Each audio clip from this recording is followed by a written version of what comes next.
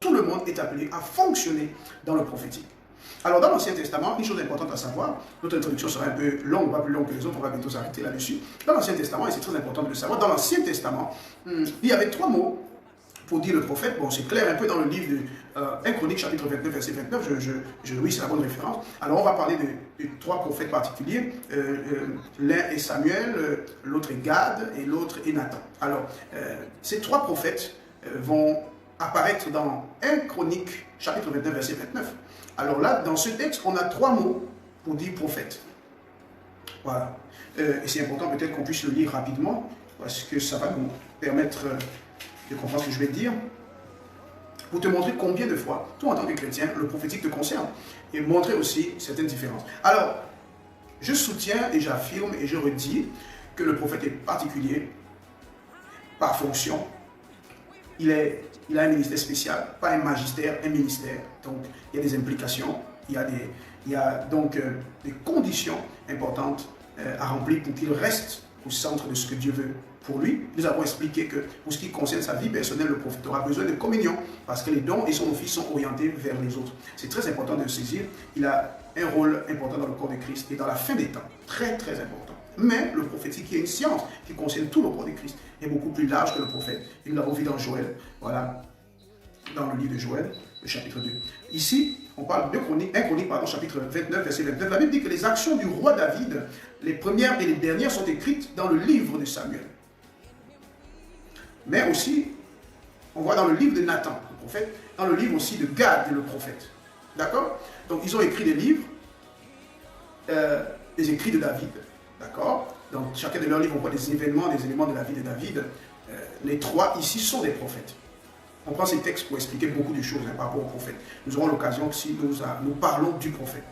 Alors aujourd'hui, vous devez comprendre que l'une des choses importantes à comprendre, c'est que généralement en hébreu, le mot prophète a 3 significations particulières. Il y a 3 mots pour dire prophète. Donc il y a le mot roé, il y a le mot roé, le mot nabi et le mot ozen. Voilà. Donc ce sont les 3 mots pour dire prophète. C'est la même chose et pourtant ce sont des prophètes. Maintenant, les mots les différencient en fonction des manifestations par lesquelles ils vont couler dans le prophétique. Donc ça veut dire que tous les 3 ne vont pas couler dans le prophétique de la même façon. D'accord? Donc si vous êtes un roé, si vous êtes un abi, si vous êtes un ozen, vous n'allez pas couler de la même façon dans le prophétique.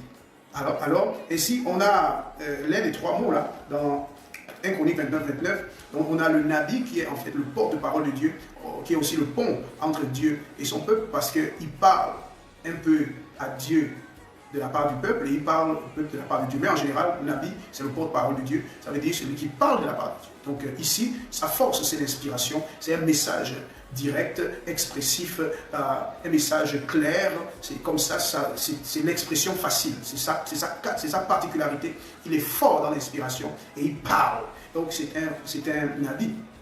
Et puis, vous avez par exemple le Hazen, lui par contre, va être...